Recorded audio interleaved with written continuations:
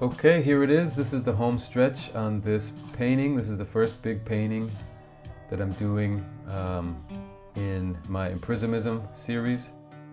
I want to remind you that I went into this painting with the vaguest of ideas, but I had a lot of practice in this technique and this style that I've developed over the last several months.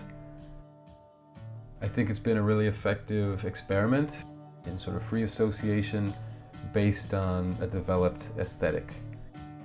So right now I'm tying everything in. I'm sort of going into all the areas that have little mistakes or little blemishes. I'm not really cleaning that much. I don't mind the roughness, but I just want to clean up anything that looks like it's out of place.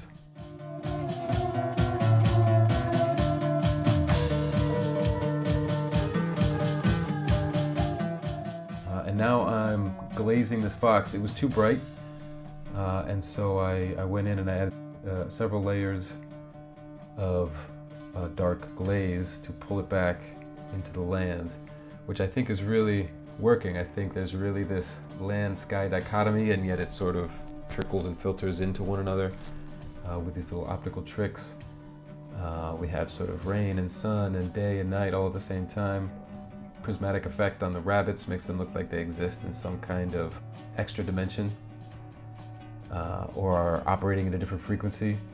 And there also seems to be some idea that there's some synesthetic transmission here. Maybe this fox is a scent more than he's a sight. I don't know, I think that there's a lot to look at in this painting. I think it works on many levels. And it's always a delight to discover something that you weren't planning. I didn't have this image in my mind. It came together through step-by-step process of intuitive image finding and experimentation. And I think that shows in the painting. So I think every time I look at it or someone else looks at it, they can see something new, either visually in the paint or conceptually in the way that it all comes together.